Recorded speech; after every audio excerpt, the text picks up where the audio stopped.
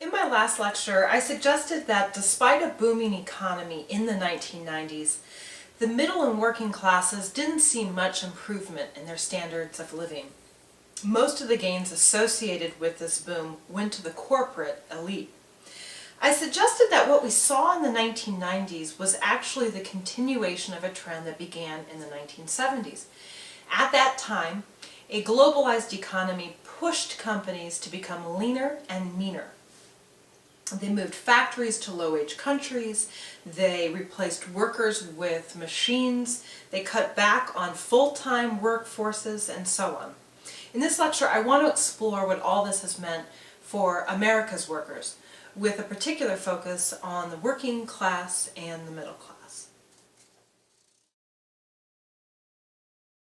One of the trends that I mentioned in my last lecture was this movement of jobs from countries like the United States to low-wage countries in the developing world, places like China and Mexico.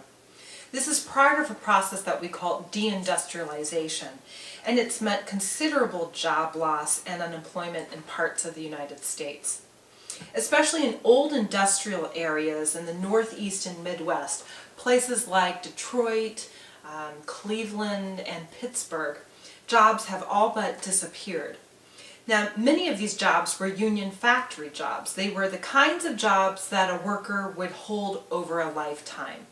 They earned decent incomes at these jobs, they could support a family with these jobs, and they typically had access to health and retirement benefits.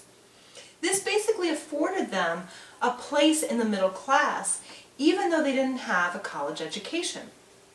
A perfect example of this was the factory job held by Jeff Martinelli, whose story is featured in Timothy Egan's No Degree and No Way Back to the Middle.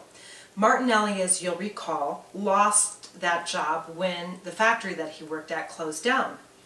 But as Egan points out, Martinelli didn't just lose his job, he lost his middle class standing. Martinelli, of course, was able to find another job. Other workers aren't so lucky. Many workers, especially black workers in the urban Northeast and Midwest, for them the disappearance of work has meant semi-permanent unemployment and semi-permanent poverty. Many scholars refer to these impoverished, unemployed workers as the underclass. Although many jobs have been lost in the new economy, other jobs have been created. These jobs, however, are of a very different type than the old jobs in the old economy. To begin, they tend to be jobs in the service sector. So Martinelli, as you'll recall, gets a new job after the factory closes down working in pest control, which would be an example of a service sector occupation. Today, the fastest growing occupations are all in the service sector, things like retail, healthcare, and sales. Jobs in the new economy also tend to pay less, and part of the reason is that most service sector jobs tend to be less unionized than the old manufacturing jobs that have disappeared. These are the jobs that a household breadwinner really can't support a family with. Thus, Martinelli's pest control job paid half of what he earned as a factory worker, or about $30,000 a year. Indeed, most of the new jobs paid or created today pay at or just above the federal minimum wage, which just increased this year to $7.25 an hour. Finally, the new jobs tend to be part-time, temporary, and relatively unstable. Martinelli's son, as you'll recall, was only 28 years old, and yet he'd already held 6 jobs since high school. This would be typical of the kind of work experience that someone would have in the new economy. Far from the 30 years that his father had put into the factory. In general, companies don't want a permanent workforce. They want to be able to hire and fire workers with ease. As well, they want to keep costs low, so they want to keep their full-time workforce to a minimum so they don't have to provide benefits for them. Catherine Newman, who was interviewed by Bill Moyers in the PBS excerpt that you watched, highlights the plight of these workers. She calls them the missing class.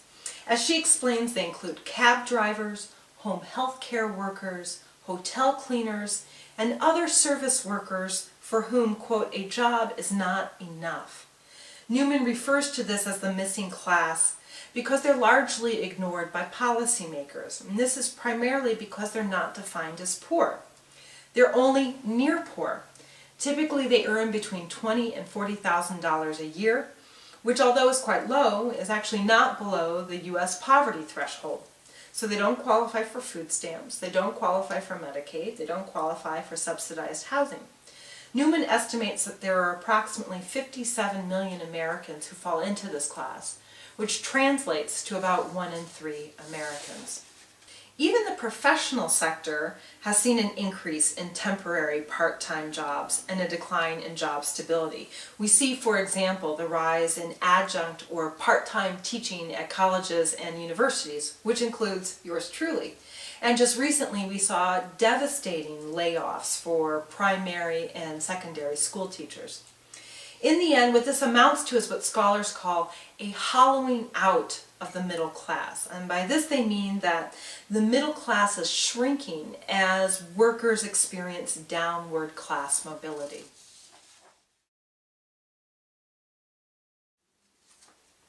One of the things that all of your excerpts pointed to is the increasing importance of education. As Barry Bluestone documents, there's an increasing wage gap between those who have a college education and those who don't. And this is really problematic because almost 3/4 of American adults do not have a college degree. In the early 1990s, for example, the average real wages of men with a high school degree or less fell by well over 10%. Even men with just a college degree barely held steady with their earnings adjusted for inflation. In fact, it was only men that earned a master's degree that actually saw their earnings grow.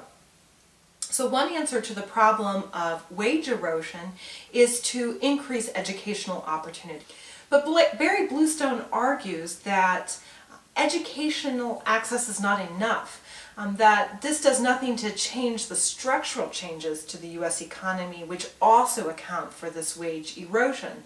So for example, increasing educational opportunities isn't going to do anything about the fact that most of the jobs created today are non-union, low-end service jobs that feature very low wages.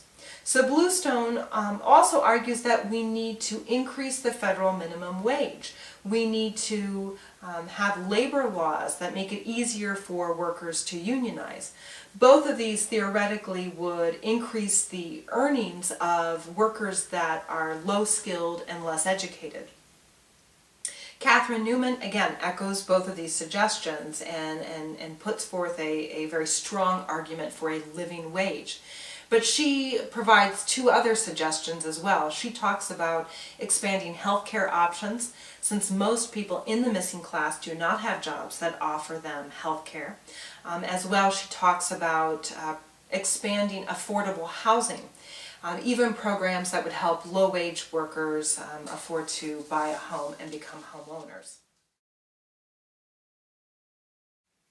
Many have called the new economy an hourglass or barbell economy. Think of an hourglass figure or a barbell, an actual barbell with 2 heavy on top and bottom, thin in the middle. In this economy, there's a huge mass of poor or working poor individuals. At the one end, a small elite of educated, skilled, well-paid workers at the other end, and a very thin middle class in between. This economy contrasts sharply to the economy that existed between World War II and the early 1970s, in which that middle class expanded and became greater. What's fascinating about the present economic circumstances is, despite the fact that the middle class is so thin and so many members of the former middle class have found themselves at the bottom, is that we've never been more intolerant of the poor. Despite the disappearance of work and the decline in real wages, we still expect the poor to work their way out of poverty. Is this really an option? This is the question that we'll get to in our next lecture on poverty in America. Thank you. Until then.